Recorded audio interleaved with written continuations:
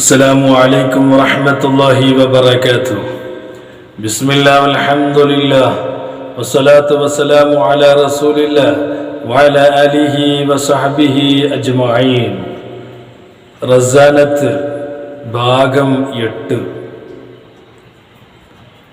انظر إلى المرء هل علم له وتقى ولا إلى فخره بالنسب والعتر وأين در نشا والقز والعسل كذا الزباد وأظفار من العطر. ഉള്ളുർ ഇലൽ മർഇ, മനുഷ്യനിലേക്ക് നീ ചിന്തിക്കുക, നോക്കുക. ഹൽ ഇൽമുൻ ലഹു വത്തുഖാ, അവന് മതവിജ്ഞാനം ഭക്തിയും ഉണ്ടോ എന്ന് മനുഷ്യനിലേക്ക് നീ ചിന്തിക്കുക, അല്ലെങ്കിൽ നോക്കുക. വലാ ഇലാ ഫഖ്രിഹി,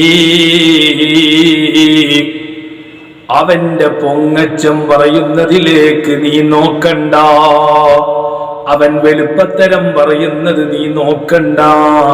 ബിന്നസബി, തറവാട് കൊണ്ട് അവനിങ്ങനെ പൊങ്ങച്ചം പറയുന്നത് നീ അവനിലേക്ക് നോക്കണ്ട. വൽ ഇതരി, സന്താനങ്ങളെ കൊണ്ടും തറവാടിനെ കൊണ്ടും അവങ്ങനെ പൊങ്ങച്ചം പറയുന്നതിലേക്ക് നീ നോക്കണ്ട. നീ അവന് മതവിജ്ഞാനവും ഭക്തിയും ഉണ്ടോ എന്ന് മനുഷ്യനിലേക്ക് നീ നോക്കുക, പൊങ്ങച്ചത്തിലേക്ക് നീ നോക്കണ്ട. വൈന ദുർനശാ والقز والعسل كذا الزباد وأظفار من العطر. زباد وأين در النشا, എവിടെയാണ് മുത്തുകൾ ഉണ്ടാകുന്നത്? ഒരു ഉദാഹരണം പറയാണ്, എവിടെയാണ് മുത്തുകൾ ഉണ്ടാകുന്നത്? വൽ ഖസ്സു, പട്ടും എവിടെയാണ് ഉണ്ടാകുന്നത്? വൽ അസ്ലു, തേനും എവിടെയാണ് ഉണ്ടാകുന്നത്? കദസ്സബാദ്, അതുപോലെ മെരുകിൻ പുഴുവും എവിടെയാണ് ഉണ്ടാകുന്നത്? വഅദ്ഫാറും മിനൽ ഇത്രി, സുഗന്ധം ഇനത്തിൽപ്പെട്ട അദ്ഫാർ എന്ന സുഗന്ധവും അതുപോലെ മെരുകിന്റെ പുഴുവും തേനും പട്ടും ഇതൊക്കെ എവിടെയാണ്? മുത്തുകളൊക്കെ എവിടെയാണ് ഉണ്ടാകുന്നത്? ഈ പറഞ്ഞതിന്റെ അർത്ഥം, ഒരു വ്യക്തിയെ പരിഗണിക്കുന്നതിനുള്ള അടിത്തറ അവന് മതവിജ്ഞാനവും അല്ലാഹുവിനോടുള്ള ഭയവും ഉണ്ടോ എന്ന് നോക്കിക്കൊണ്ടാണ്. കുടുംബം, സമ്പത്ത് എന്നിവ നോക്കിയിട്ടല്ല.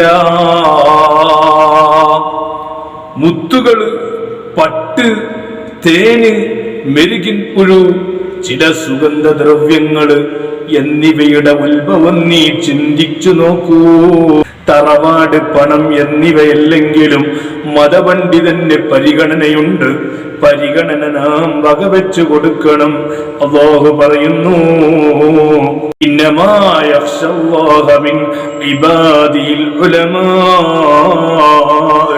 നിശ്ചയം അല്ലാഹുവിന്റെ അടിമകളിൽ മതവിജ്ഞാനികള് മാത്രമേ അവനെ ഭയപ്പെടുന്നുള്ളൂ.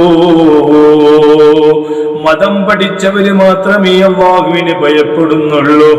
ഇന്ന അക്രമക്കും ഇൻദല്ലാഹി അത്ഖാക്കും, തീർച്ചയായും അല്ലാഹുവിങ്കൽ നിങ്ങളിലെ ത്വാദരണീയൻ ഏറ്റവും ഭക്തിയുള്ളവനാണ്.